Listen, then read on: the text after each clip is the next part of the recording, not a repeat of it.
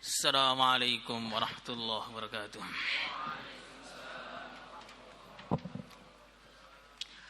Al-Fatihah.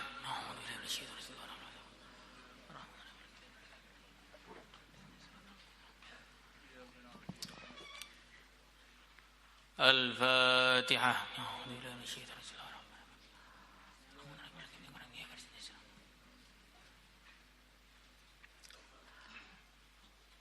Al-Fatihah.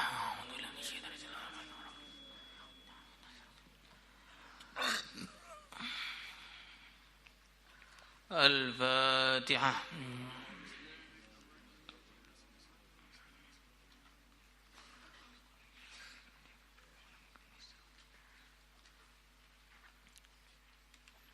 Al-Fatihah.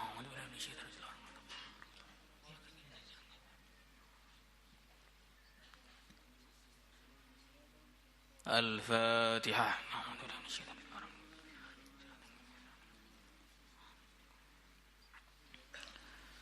Hadis 1925. Sawabul uzlah 'inda fatadiz zaman wa ihmaliz dzikr wa ihfa'il makan. Berapa? Halaman berapa sih?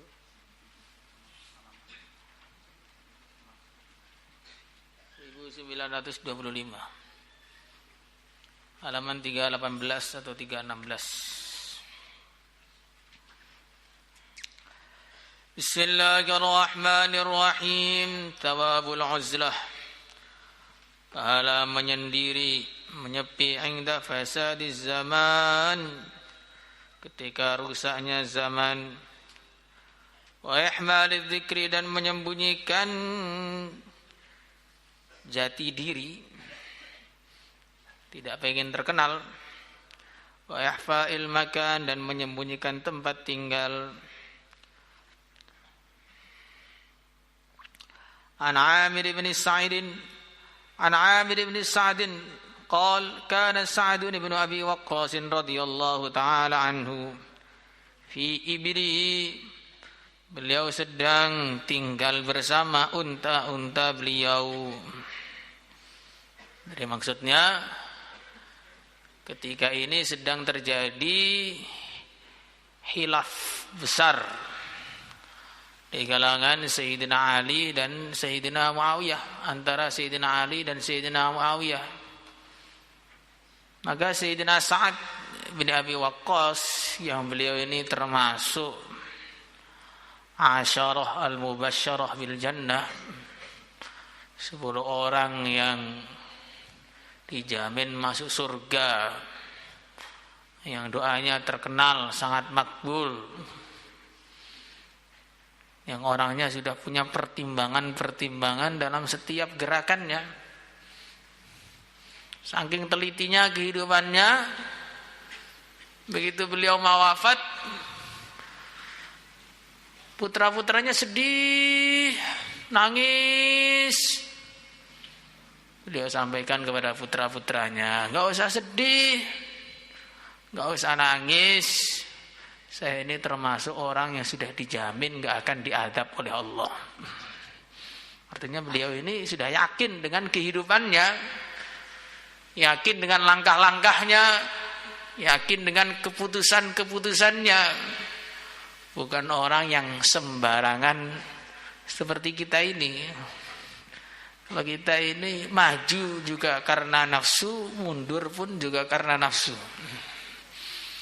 Kita melangkah karena keinginan kita, kita tidak melangkah juga karena keinginan kita.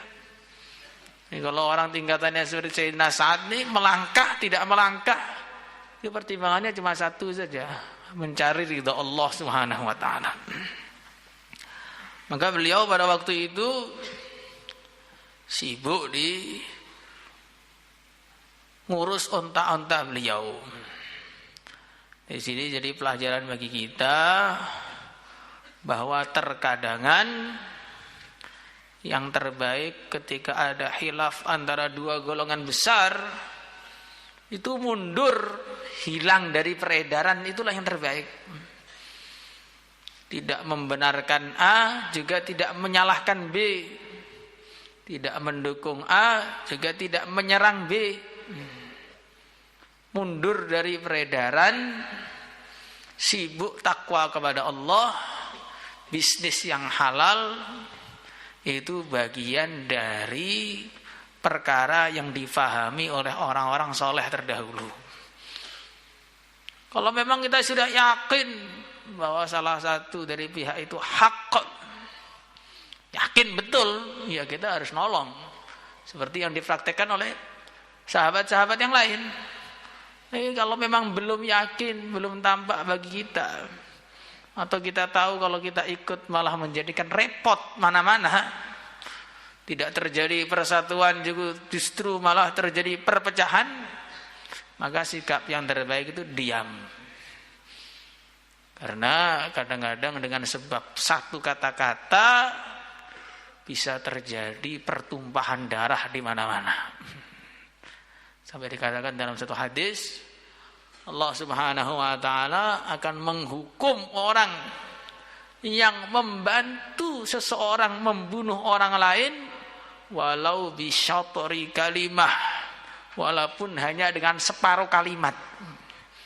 Kalau kata-kata kita ini ternyata membuat perpecahan, membuat kekacauan, membuat pertikaian, membuat pertengkaran, maka diam adalah jalan yang terbaik untuk mendapatkan keselamatan. Faham insyaallah? Uzlah, menyepi. Faja'ahu ibnuhu Umar falamma ra'ahu Sa'dun qala a'udzu billahi min syarri hadzal raqib. Tiba-tiba mendatangi kepada Sayyidina Sa'ad anaknya yang namanya Umar. Maka ketika Sayyidina Sa'ad melihatnya, beliau mengatakan, aku berlindung kepada Allah dari keburukan penunggang ini. Nah, di sini unik. Ini Umar ini belum ngomong apa-apa, belum berbuat apa-apa, belum bertindak apa-apa. Sayyidina Sa'ad sudah paham, sudah memiliki firasat bahwasanya anaknya ini akan datang membawa keburukan. Artinya apa? Ini dikatakan oleh para ulama, orang itu orang baik atau orang buruk sebenarnya tidak bisa disembunyikan. Kebaikan kamu walaupun kamu sembunyikan seperti apapun, maka suatu saat Allah akan tampakkan. Bahkan gak perlu ditampakkan oleh Allah, orang akan tahu bahwa kamu orang baik. Baliknya keburukan kamu walaupun kamu tutupi seperti apapun, itu tetap akan tampak. Apalagi bagi orang-orang yang soleh. Orang yang soleh itu faham bahwa orang kalau amal agama wajahnya bersinar, orang tidak amal agama wajahnya menjadi gelap, itu tampak bagi orang-orang soleh. Sayyidina Sa'ad itu bukan hanya soleh, pimpinannya orang soleh, maka tampak. Itu seperti kita lihat di ceritanya Nabi Ibrahim dengan Nabi Ismail. Nabi Ibrahim datang ke rumahnya Nabi Ismail, kemudian ketemu istrinya, ngomong-ngomong sebentar, kemudian pulang. Lalu begitu Nabi Ismail pulang dari pekerjaannya atau tugasnya, beliau tanya pada istrinya, tadi ada orang datang ya? Kok bisa tahu ada orang datang itu bagaimana? Ya Uzairon dulu menjelaskan, ini karena baunya para nabi itu beda dengan yang lain. Jadi rohaniyahnya itu begitu lewat di satu tempat, itu akan menimbulkan rasa yang luar biasa di sekitar situ. Sebaliknya, baunya ahli maksiat juga akan tampak walaupun disembunyikan. Walaupun duduk di saf awal pakai sorban, tapi kalau habis nonton TV ya kelihatan. Itu kelihatannya Pak Yai diem saja ya, capek ngomongin jadi diem. Jadi kita ini tidak bisa menyembunyikan keburukan kita. Begitu juga kita tidak perlu menampakkan kebaikan kita. Kalau kita memang orang baik, Allah akan tampakkan asar-asar kebaikan. Bagaimana disebutkan dalam hadis fadilah Al-Quran, wa innahu nuran laka fil ard wa duhran laka fis sama'.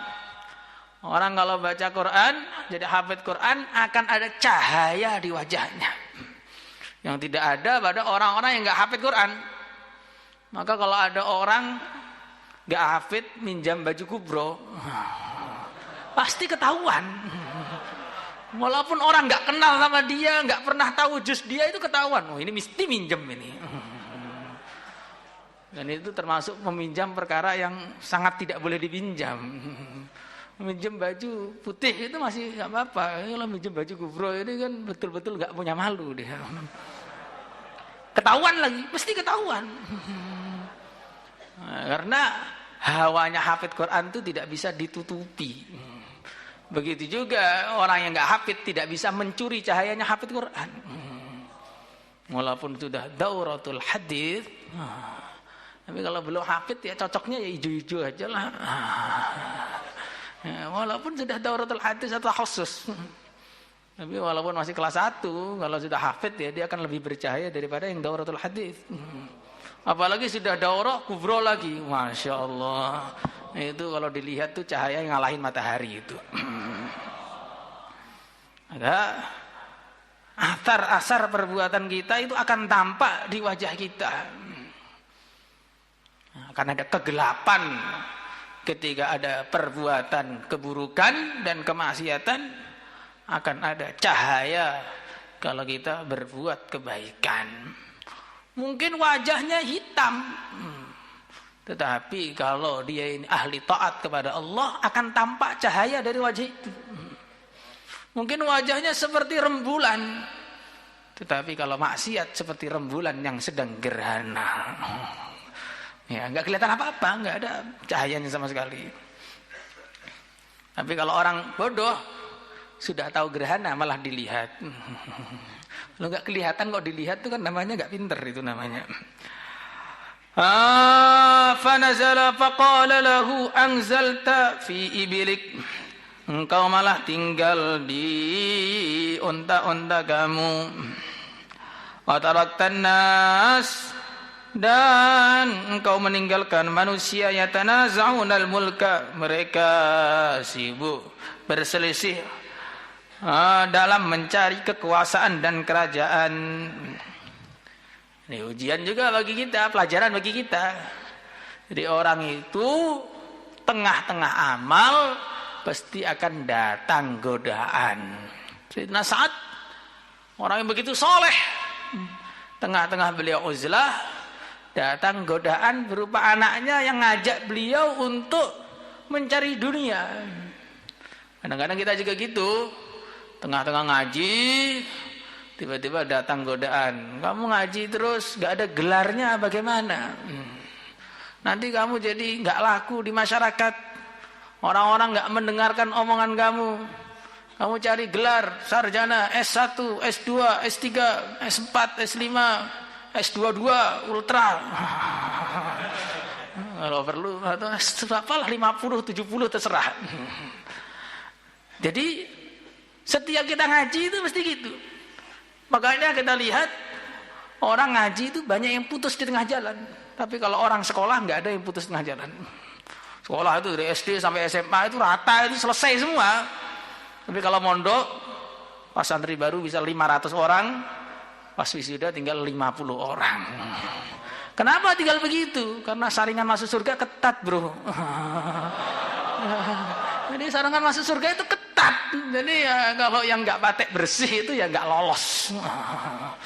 Jadi kalau Anda ini tidak selesai ngaji, maka itu berarti nggak lolos seleksi dari ilahi.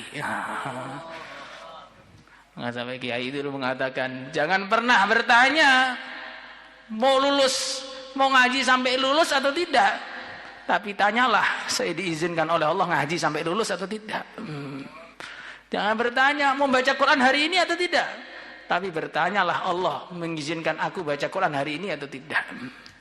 Maka orang kok nggak bisa baca Quran, dalam satu hari nggak bisa baca Quran, bukan dia itu nggak bisa baca Quran, tapi Qurannya nggak mau dibaca sama dia. Mulut-mulut rokokan gitu, nggak kuat baca Quran. Atau murid-murid suka gosip, gosip sana, gosip sini, bikin berita-berita palsu, suka bohong. Nah, itu juga nggak bisa baca Quran. Jadi kalau kamu ini nggak hafid Quran itu memang mulutnya itu terlalu banyak maksiat. Ya, kembali kepada pembahasan kita. Jadi setiap ada amalan maka nanti akan datang godaan. Ya, orang kadang-kadang makan biasa saja, tidak ada rasa sakit perut. Masuk kelas juga gak ada rasa sakit perut.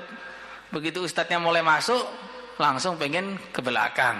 Nah, ini namanya perut tidak sunnah. Perut yang tidak mau diajak taat kepada Allah. Ini begitu. Jadi kadang-kadang kita ini matanya suruh ngobrol sampai jam 1 malam kuat. Begitu ngaji, walaupun sore begini bisa ngantuk. Bukan matanya yang ngantuk, memang matanya kebaikan maksiat. Allah nggak izinkan mata itu untuk melihat ilmu. Sore ini kan bukan waktunya orang ngantuk. Kok bisa ngantuk? Memang matanya itu maksiatnya sudah A sampai Z sudah dilihat semua. Makanya godaan-godaan itu selalu datang. Kita harus siaga setiap saat. Fadaraba Sa'dun fi sadrihi wa qala uskut. Diam kamu. Sami'tu Rasulullah sallallahu alaihi wasallam yaqul innallaha sungguhnya Allah yuhibbu al-'abda at-taqiyya, hamba mencintai hamba at-taqiyya yang takwa, al-ghaniyya yang selalu merasa cukup, al-khafiyya yang tidak terkenal atau tidak menginginkan terkenal. Ini pelajaran lagi bagi kita. Kalau ada orang-orang soleh punya tindakan-tindakan yang tidak masuk ke akal kita, jangan kita tolak. Karena mereka mungkin punya pertimbangan-pertimbangan yang kita tidak tahu. Ya, dalam berbagai hal, banyak masalah ilmu. Nah, ini Imam Syafi'i menganggap bismillah sunnah, kunut sunnah, niat wajib. Walaupun mungkin kamu belum ketemu hadisnya, jangan kamu katakan Imam Syafi'i ini kok nggak ikut sunnah Imam Syafi'i. Sama seperti orang Ngawi itu, dia bikin majelis kesalahan Imam Syafi'i. Jadi majelisnya itu begitu namanya. Itu bukan kesalahan Imam Syafi'i, itu kesalahan orang yang ngomong kesalahannya Imam Syafi'i. Artinya apa? Itu kan banyak orang di luar sekarang itu yang keminter kemudian keblinger. Nah, dia ini baru baca hadis dari indeks hadis, ya, dari HP dia dikit, langsung semua tidak ada dalilnya. Ini tidak ada dalilnya. Yang ini adalah yang sahih. Tarawih 8 nih hadis sahih. Iya, hadisnya sahih, otak kamu tidak sahih. Hadisnya sahih tapi yang memahami itu tidak sahih. Nah, ini contohnya dalam keilmuan begitu, kita tunduk saja kepada ahli ilmu yang memang sudah ahlinya. Kemudian ke dalam tarbiyah kehidupan, keputusan-keputusan yang dipraktekkan oleh orang-orang soleh itu kita ikuti saja. Karena mereka punya pandangan yang kita tidak sampai ke situ. Orang-orang soleh itu orang-orang yang disebutkan bahwa mereka itu mengatakan saya tidak pernah berbuat sesuatu kecuali sudah saya punya jawaban. Nanti kalau ditanya oleh Allah di akhirat tuh saya begitu itu jawabannya apa sudah tahu.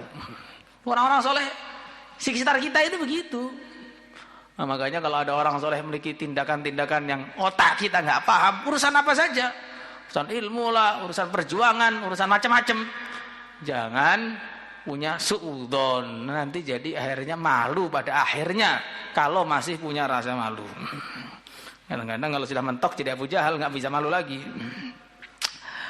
Wal murad bil ghani ghaniyun nafs, al qanu bima razaqahullah, hatinya selalu merasa kaya, yang selalu menerima dengan apa yang diberikan oleh Allah kepada dia. Qad hafiya fi makanin, dia telah bersembunyi di satu tempat, mu'ridan an ahli zamanihi, berpaling dari orang-orang zamannya, mukbilan ala sya'nihi, sibuk dengan urusannya itu taat kepada Allah. Jadi kalau tips biar kaya itu satu saja, Ada kaya dunia, kaya di akhirat. Nah, kalau kaya akhirat, yang ngamalkan agama satu-satunya cara. Kalau kaya yang pengen sekarang juga bisa kaya, maka tipnya cuma satu, yaitu nggak pengen. Ridho dengan apa yang diberikan oleh kamu, oleh Allah kepada kamu, dan tidak pengen kepada apapun. Kalau orang itu sudah nggak pengen, namanya kaya. Kalau masih pengen, berarti sudah nggak kaya. Berarti masih miskin, masih pengen terus. Dan orang itu kalau tidak qanaah, akhirnya apa? Apapun yang Allah berikan kepada dia nggak akan pernah puas. Makan nasi sama sambal, ini contohnya saja bisa dikiaskan. Nasi sama sambal, makan kok sambal terus, panas perut saya. Besok ada sayurnya, makan kok sayur, dikira saya kambing. Nanti ada ayam, bosen ayam terus. Coba kalau kaki 4 gitu, ada kambingnya. Ini kambing terus, darah tinggi saya. Terus akhirnya ayam ada, kambing ada, udang ada, semua ada. Setelah semua ada, ini sebenarnya enak, cuman kurang anget sedikit. Coba kalau agak anget tuh enak. Diangetkan, besok lagi disiapkan. Enak sebenarnya, cuman kepanasan. Besok lagi ini kurang asin, dikasih garam keasinan. Dan seterusnya. Jadi orang itu kalau tidak qanaah, dikasih apapun oleh Allah, dia nggak akan pernah puas. Ketika jalan kaki, lihat orang naik sepeda, wah naik sepeda ini enak ya. Agak cepet gitu jalan kaki ini kok lama gitu. Ke markas tuh jadi kurang cepet. Begitu naik sepeda, lihat orang naik motor, pengen lagi. Sepeda ini sebenarnya sudah duduk, cuman duduk masih berkeringat. Saya pengen yang nggak berkeringat itu naik motor. Sudah dikasih motor oleh Allah. Motor sebenarnya sudah baik sih, cuman kalau hujan tuh masih kehujanan. Jadi kalau musim hujan nggak bisa ke markas. Musim hujan nggak bisa ngajar. Jadi karena ada ustadz itu nggak pernah masuk kelas alasannya hujan. Berarti pondoknya suruh libur setiap 6 bulan. Ada ustadz di sini, bukan di mana-mana, di Al-Fatah sini ada. Jadi setahun masuk cuma 5 kali saja. Masya Allah, luar biasa. Jadi dari 50 pekan masuknya 5 kali. Gara-gara musim hujan. Nah, juga begitu ada. Maka nanti kalau sudah ada mobil, kasih manual. Wah ini kalau manual ini kurang lincah, kalau matic. Nah, sudah dikasih matic, kena macet, naik helikopter enak. Nah, nanti kalau udah dapat helikopter, nah terus gak akan ada hentinya. Maka selagi kamu ini masih belum menerima apa yang Allah berikan kepada kamu, maka tidak akan ada puasnya. Namanya manusia itu tidak ada puasnya. Maka ayah saya dulu pernah khususi ke salah satu orang kaya di Bali atau mana gitu. Sampai sana itu orang betul-betul kaya sekali. Mobilnya hampir 200. Sudah tua sekali orangnya. Begitu ayah saya masuk, belum ngomong apa-apa, itu orang tua tadi bilang, Pak Yai doakan saya biar mobilnya agak banyak. Saya ini masih kurang, itu belum bisa kebeli, ini belum bisa kebeli. Sudah 200, masih kurang.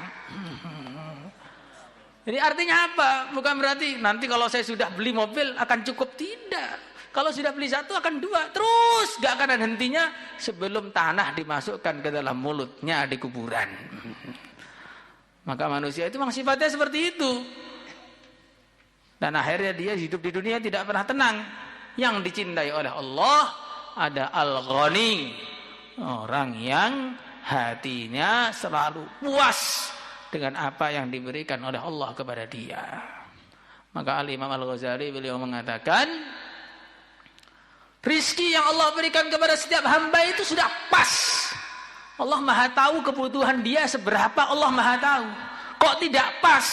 Itu karena memang seleranya yang ketinggian. Selera kita yang ketinggian. Allah tahu kamu dikasih makan sehari 2 kali itu sudah cukup. Tapi kok nambah lagi ke nasi goreng? Malam-malam gitu umpamanya. Nah ini berarti memang kamu ini nggak syukur dengan apa yang Allah berikan kepada kamu. Jadi apa yang diberikan oleh Allah itu pas, semua pas.